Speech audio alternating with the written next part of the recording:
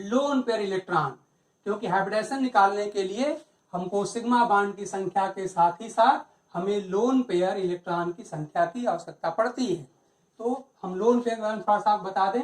आप जानते हैं कि परमाणु के नाभिक के चारों ओर वृत्ताकार मार्ग होते हैं जिसमें इलेक्ट्रॉन सदैव चक्कर लगाते रहते हैं, और इन वृत्ताकार मार्गों को ही हम लोगों ने कोश या सेल कहा था या ऑर्बिट कहा था। इसमें जो सबसे बाहरी कक्षा होती है, हम लोग जो पढ़े हुए हैं कक्षा 11 में परमाणु संरचना वाले टॉपिक में, कि किसी परमाणु के सबसे बाहरी कक्षा को हम कहते हैं संयोजी कक्षा या वैलेंस सेल कहते हैं, और वैलेंस सेल में उपस्थित इलेक्ट्रॉनों को हम लोग संयोजी इलेक्ट्रॉन या वैलेंस सेल इलेक्ट्रॉन कहते हैं। तो आप जानते हैं कि कोई भी जो परमाणु होता है अपने वैलेंस सेल के इलेक्ट्रॉनों का उपयोग करके ही विभिन्न प्रकार के बॉन्ड बनाता है। तो लोन पेयर क्या होते हैं?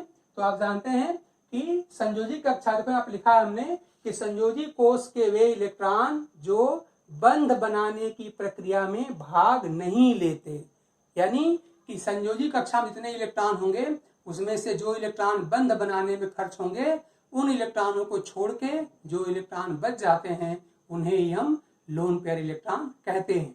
उदाहरण के लिए अगर मैं नाइट्रोजन की बात करूं, देखिए नाइट्रोजन परिवार, यहीं से आपके कक्षा 12 का कोर्स शुरू भी होता है। इसके पहले के जो परिवार थे, फैमिली थे, जो ग्रुप थे, वो कक्षा 11 में था। नाइट्रोजन परिवार से ही कक्षा 12 का कोर्स शुरू होता है। इसमें कौन कौन तत्व हैं? नाइट्रोजन, फास्फोरस, आर्सेनिक, एंटीमनी और बिस्मथ। हम सब लोग जानते हैं कि नाइट्रोजन जो होता है उसके बाहरी कक्षा में 5 इलेक्ट्रॉन होते हैं। आप सब लोग याद रखिए, इस फैमिली के जितने भी एलिमेंट दिखाई दे रहे हैं 5, उन सारे तत्वों के बाहरी कक्षा में यानी संयोजी कक्षा में 5 इलेक्ट्रॉन होते हैं।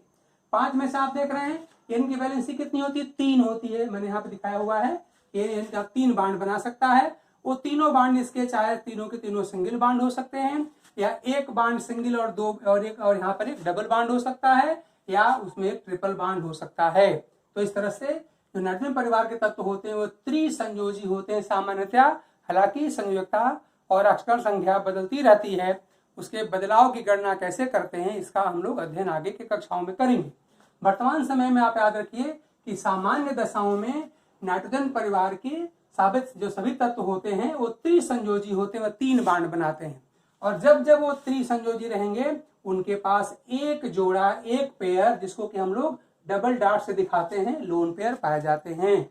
तो चाहे कहीं लिखा जाए या न लिखा जाए, जैसे हमने यहाँ पे NH2 लिखा है, तो चाहे मैं यहाँ पर लोन पेयर डबल डॉट दिखाऊं या न दिखाऊं, आप लोगों को पता होना चाहिए कि यहाँ पर एक लोन पेयर होता है। सामान्यतः परीक्षाओं में ये दिखाया नहीं जाता। तो आप याद रखिए एन फैमिली के सारे तत्व जब वो त्रिसंयोजी अवस्था में रहेंगे, मतलब 3 बॉन्ड बनाएंगे, तो उसमें उनके पास एक लोन पेयर होता है।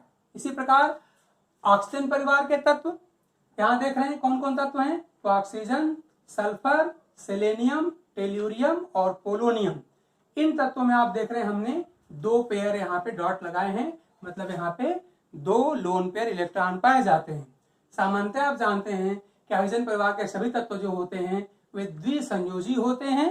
हालांकि यहाँ पर भी संयोजकता और अक्षर संख्या बदलती है, जिसका हम जिक्र आगे कक्षाओं में करेंगे। तो जहां पर इनकी वैलेंसी 2 होती है, या तो 2 ऑक्सीजन या तो 2 सिंगल बॉन्ड बना सकता है या एक डबल बॉन्ड बना सकता है, या यहाँ पर दोनों के दोनों सिंगल बॉन्ड बना सकते हैं। यहाँ पर आप देख रहे हैं, तो यहाँ पर भी देखा ऑक्सीजन ने 2 बॉन्ड बना लिया है, यहाँ पर वो ने 2 ही बॉन्ड बनाए, यहाँ पर वो ने सिंगल बॉन्ड बनाए। याद रखिए कि जब ऑक्सीजन यहाँ पे 2 बॉन्ड बनाता है, चाहे वो 2 सिंगल बॉन्ड के माध्यम से हो चाहे एक डबल बॉन्ड के माध्यम से हो, तो वहां पर ओ के पास 2 लोन पेयर होते हैं। तो द्विसंयोजी अवस्था में ओ के पास और इस फैमिली के सारे तत्वों के पास 2 पेयर लोन पेयर होते हैं। लेकिन जब सिंगल बॉन्डेड हो जाता है तो वहां पे लोन पेयर की संख्या 3 जोड़ा हो जाती है। 1 2 3 जोड़ी हो जाती है। तो एकल संयोजी अवस्था में यहाँ पे 3 लोन पेयर होते हैं, और डबल बॉन्डेड कंडीशन में यहाँ पे 2 लोन पेयर होते हैं। तो अभी आप डबल बॉन्ड वाली कंडीशन को समझिए, बाकी सारे अपवाद आगे हम बताएंगे। इसी प्रकार से इसके बगल में दाहिने साइड में जो हेलोजन परिवार के तत्व आप सब लोग जानते हैं कि फ्लोरीन, क्लोरीन, ब्रोमीन और आयोडीन को हम लोग हेलोजन परिवार के तत्व कहते हैं। और हेलोजन परिवार जो होते हैं सामान्यतः एक बॉन्ड बनाते हैं। हालांकि आप जानते हैं इनकी वैलेंसी आगे चल करके मतलब फ्लोरीन के बाद जो क्लोरीन और बाकी तत्व हैं इनकी वैलेंसी 3, 5 और 7 भी होती है, लेकिन वो सब कैसे निकलता है वो हम आगे कक्षाओं में देखेंगे। वर्तमान में आप इनको एक संयोजी मान के बात करिए, तो जब जब इनकी वैलेंसी 1 होती है तब इनके पास 3 लोन पेयर होते हैं। तो अगर आपको इतनी सारी बातें अगर याद रहती हैं तो निश्चित रूप से आपको सिग्मा बांड, पाई बांड गिन के, लोन पेयर इलेक्ट्रॉन गिन के, इतना करने के बाद हम बड़ी आसानी से आगे चल के बात कर पाएंगे कि किसकी संयोजकता कितनी है, किसके पास कितने संयोजी इलेक्ट्रॉन हैं और किसके पास कौन सा हाइब्रिडेशन या संकरण है। तो आज मैंने आपको संक्षेप में इतनी बातें बताई कि सिग्मा बांड और पाई बांड की गणना करना आप समझ लें। हाँ, थोड़ा सा मैं एक बात और बता दूं, सिग्मा बांड किसे कहते हैं तो आप लोग याद करो, मैंने एक फिगर दिखाया था। ऐसे मान लो दो यहाँ पे हम हथेलियों को हाफ फील्ड ऑर्बिटल मान लें, तो इस तरह से एक में दूसरा ऐसे घुसे या एक दूसरा ऐसे चढ़ जाए, इसको हम लोगों ने ओवरलैपिंग या हिंदी में अतिव्यापन नाम लिया था। और इससे कहा था कि हाफ फील्ड ऑर्बिटल के ओवरलैपिंग से जो बांड बनता है उसे हम लोग कोवेलेंट बांड कहते हैं। और इस तरह से अगर ये ओवरलैपिंग की जो दिशा है अगर आमने सामने से होती है तो बनने वाला बांड जो होता है सिग्मा होता है, और ये अगर साइड बाय साइड होने पर कहा गया था कि पाई बांड बनता है।